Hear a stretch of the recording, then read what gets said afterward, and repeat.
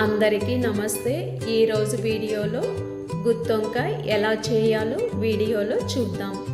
దీనికి కావలసిన పదార్థాలు వంకాయలు, ఆనియన్, గార్లిక్, జింజర్, వేరుశనగపప్పు, టమోటా, పచ్చిమిర్చి, కొబ్బరి, నువ్వులు, కరివేపాకు, కొత్తిమీర, పుదీనా, కారం, ధనియాల పొడి, గరం మసాలా, పసుపు, సాల్ట్, ఆవాలు, జీలకర్ర, చెక్క, లవంగాలు, ఏలకలు.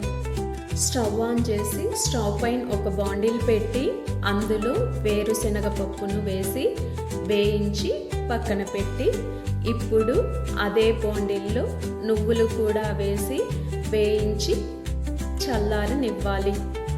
ఇప్పుడు ఒక మిక్సీ జార్ తీసుకొని అందులో పోపు దినుసులు తప్ప మిగిలినవన్నీ జార్లో వేసి మెత్తగా పేస్ట్ చేసుకోవాలి.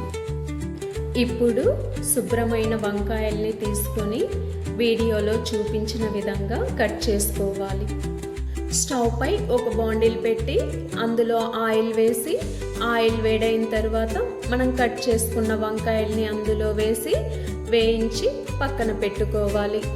స్టవ్ పై ఒక బాండిల్ పెట్టి అందులో ఆయిల్ వేసి ఆయిల్ వేడైన తర్వాత పోపు దినుసులను కూడా వేసి అవి చిటపట వేగిన తరువాత అందులో మనం ముందుగా ప్రిపేర్ చేసుకున్న పేస్టును కూడా అందులో వేసి కొద్దిసేపు వేయించిన తరువాత రుచికి సరిపడినంత సాల్ట్ కూడా వేసి అందులోనే వాటర్ కూడా పోసి మంటను మీడియం ఫ్లేమ్లో పెట్టి ఉడికించుకోవాలి.